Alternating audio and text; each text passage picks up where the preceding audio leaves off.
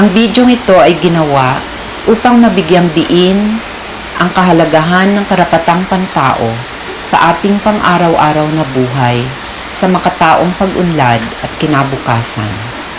Ang paglilinaw ng mga konsepto at prinsipyo ng karapatang pantao ay makakatulong sa pagbubukas ng ating mga isipan at damdamin upang makiisa sa pambansang pagkilos sa pagtataguyod ng ating dignidad bilang tao.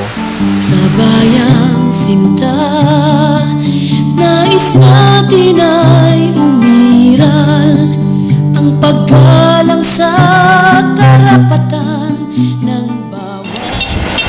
Sa bawat segundo, sa kahit saang sulok ng mundo, may paglabag na nagaganap sa ating karapatan.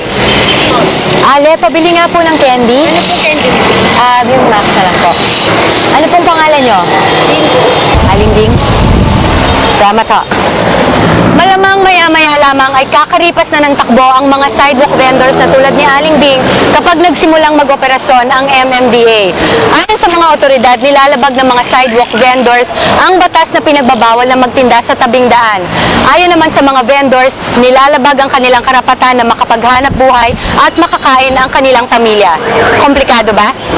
Nag-oopisina ka man, nagtatrabaho sa pagawaan, negosyante, estudyante, simpleng mamamayan, ina, anak, kapatid o kasamahan sa tahanan, napakahalagang matutunan mo ang iyong mga karapatan. Ate, ako gusto ko rin malaman ang aking mga karapatan. Pero parang mahirap intindihin. Nako Alina, hindi naman ganun kakomplikado ang usaping ito. Simple lang, kung ikaw ay tao, may karapatan ka. Ayos! Likas sa ating pagkatao ang pagkakaroon ng karapatan. Kahit na ikaw ay bata o matanda, babae o lalaki, puti o itim, Kristiyano o Muslim, mayaman o mahirap, Pilipino o Hapon. Kahit ano ka pa man, lahat tayo ay may karapatan dahil tayo ay tao.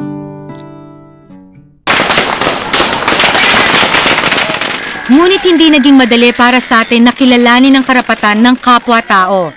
Makikita sa kasaysayan na kinailangang ipaglaban sa iba't ibang lugar ang pagkilala sa karapatang pantao sa gitna ng malawakang pagyurak nito.